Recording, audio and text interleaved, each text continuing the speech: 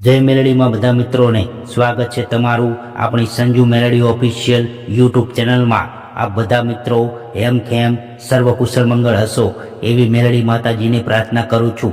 મિત્રો, ઘરના દેવ જાગૃત કરવા હોય તો આપણે આપણા કુળદેવીની કૃપા જોઈએ, ગુરુદેવના આશીર્વાદ જોઈએ અને સર્વપ્રથમ માતા પિતાના આશીર્વાદ જોઈએ। મિત્રો, ઘરના દેવ ત્યારે જ જાગૃત થાય જ્યારે આપણે જાગૃત થઈએ। જેના ઘરના મોભી જો જાગૃત હોય તો, જાગતો હોય તો, ચેતન હોય તો એના દેવ પણ જાગૃત હોય, ચેતન હોય। માણસ જો ઊંઘતો હોય તો એનું સર્વસ્વ જીવન ઊંઘમાં જ જતું રહે છે। એટલે ઉજાગર આપણે થવાની જરૂર છે, આપણે ભક્તિ કરવાની જરૂર છે, સાચા હૃદયના ભાવથી માને ભજવાની જરૂર છે। તમે જે ફળ મેળવવા માંગતા હોય, જે કામ ધાર્યું હોય, એ કરવા માંગતા હોય, જીવનમાં તમે જે સંકલ્પ લીધો હોય, જે તમારું લક્ષ્ય હોય, એના સુધી પહોંચવા માંગતા હોય પણ તમે થઈ ન શકતા હોય કારણ કે કૃપા નથી, તમારી પાછળ કોઈ શક્તિ તમને ધક્કો નથી મારી રહી, તો સમજવું કે તમે એક છો। પણ અચાનક જ જો તમારું બધું જ કાર્ય સફળ થવા લાગે, તમે અચાનક જ ધીમે ધીમે આગળ વધવા લાગો, તો સમજવાનું કોઈને કોઈ શક્તિ છે કે તે તમને ધક્કો મારી રહી છે। આ બ્રહ્માંડમાં, આ સૃષ્ટિમાં, આ દુનિયામાં કોઈને કોઈ એવી શક્તિ છે કે તમારું જીવન ચલાવે છે, તમારું શાસન ચલાવે છે। અને અચાનક જ જો તમે આગળ વધવા લાગો તો સમજી લેવાનું કે તમારા કુળદેવી જ હોય અને એ જ કુળદેવીને જગાડવી હોય, તમારા ઘરના દેવને જગાડવા હોય તો મિત્રો તમારે પોતે જાગવાની જરૂર છે। દુનિયા શું કરે છે, ફલાણો શું કરે છે, ઢીકણો શું કરે છે, કોઈનું કાંઈ વિચારવાનું નથી, માત્ર ને માત્ર તમારે કુળદેવીનું જ વિચારવાનું છે। તો તમે અત્યારે કોઈ પણ વાવેતર કરો અને સવારમાં એનું ફળ માંગો તો ન આવે। તમારે ડિગ્રી મેળવવી હોય તો પણ ભણતર ભણવું પડે, તમારે કોઈ સારું કાર્ય કરવું હોય તો એ પ્રમાણે એનું કર્મ કરવું પડે, ત્યારે જ લક્ષ્ય સુધી પહોંચાય છે। એટલા માટે જે સપનું તમે જોયું હોય, તમારે શું બનવું છે, તમારે શું કરવું છે, તમારે કઈ પોસ્ટ મેળવવી છે, તમારે કઈ જગ્યાએ જવું છે, એના માટે તમારે એડ્રેસ નક્કી કરવું પડે કે મારે આ એડ્રેસ ઉપર જવું છે। તો એ પ્રમાણે તમારે માર્ગ મેળવવો હોય, એ પ્રમાણે માર્ગ ઉપર ચાલવું હોય ત્યારે જે રસ્તો મળે છે। તો મિત્રો, જે મંજિલે જવાનું છે તો મંજિલ બધાની એક જ છે પણ રસ્તાઓ બધા અલગ અલગ છે। કોઈ રામ નામ બોલે, કોઈ મહાકાળી બોલે, કોઈ હર હર મહાદેવ બોલે, કોઈ જય શ્રી કૃષ્ણ બોલે, કોઈ રાધે રાધે, કોઈ ભોલેનાથ, જય હનુમાન દાદા, જય બજરંગબલી, જય ચામુંડા, જય સિકોતરમાં, જય મેલડીમાં, જય બહુચરમાં, જય ચામુંડામાં, જય આશાપુરીમાં, જય મોગલમાં, જય ખોડિયારમાં।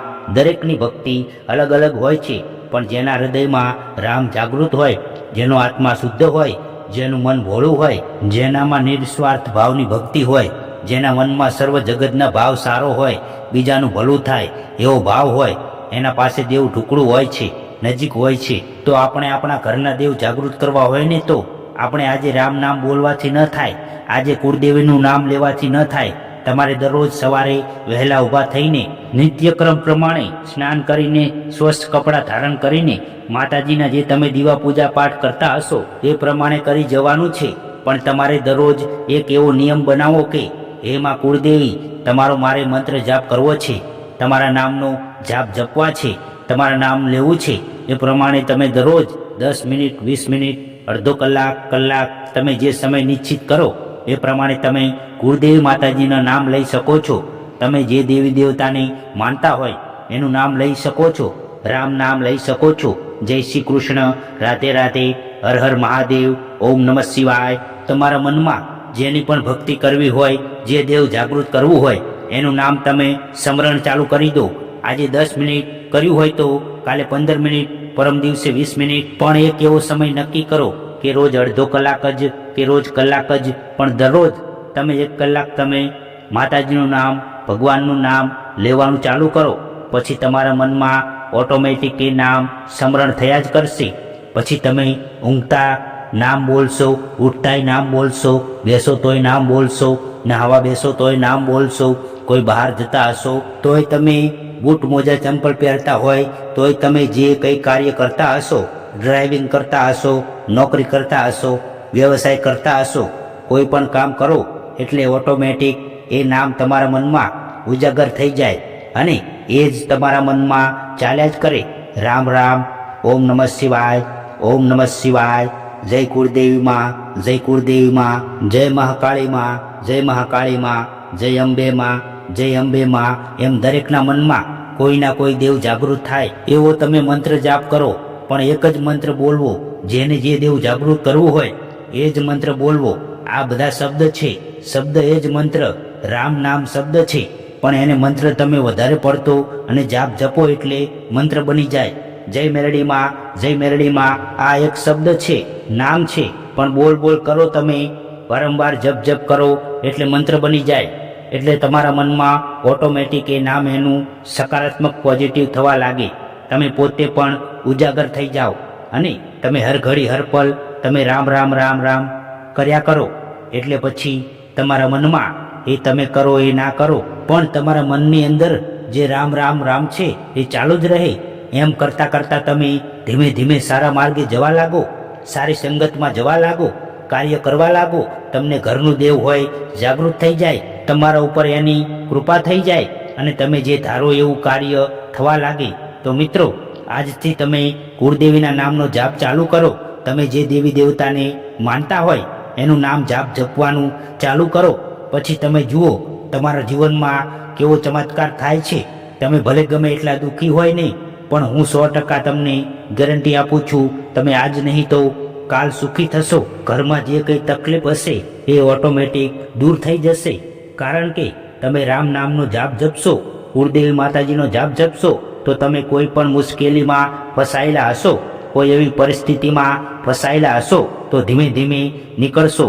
કોઈ ગુરુજીના આશીર્વાદ મળી જાય, માતા પિતાના આશીર્વાદ મળી જાય, વડીલોના આશીર્વાદ મળી જાય, કોઈ તમારા મિત્ર સારા તમને સામેથી મળે, કોઈ સ્નેહીજનો તમને સમજાવે અને એમાંથી તમારો કોઈ શબ્દ કાને પડે અને તમે સુધરી જાઓ, તમે જાગૃત થઈ જાઓ, તો પછી તમારે દુનિયામાં જોવું જ ના પડે.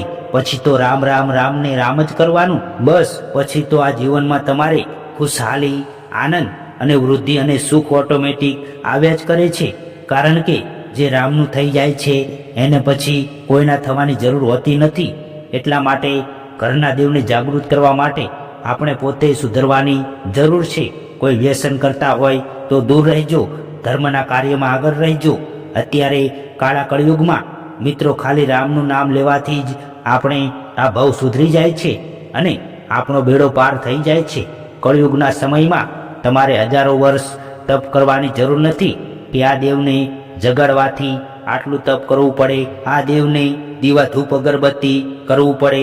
પણ જો તમે ખાલી નામ લેશો ને, એના નામનો જાપ જપશો ને, કુળદેવીના નામનો, કે તમે જે દેવને જાગૃત કરવું હોય એનું નામ ખાલી લેશો અને એની શરૂઆત તમે કરી દો, ધીમે ધીમે એનું નામ જપ કર્યા કરો, તો કળિયુગમાં એ તમારું દેવ ઊંઘેલું હશે તો જાગૃત થઈ જશે અને તમારા ઉપર એ ખુશ થઈને, રાજી થઈને તમને આશીર્વાદ આપશે, તમારા ઉપર એની કૃપા થશે.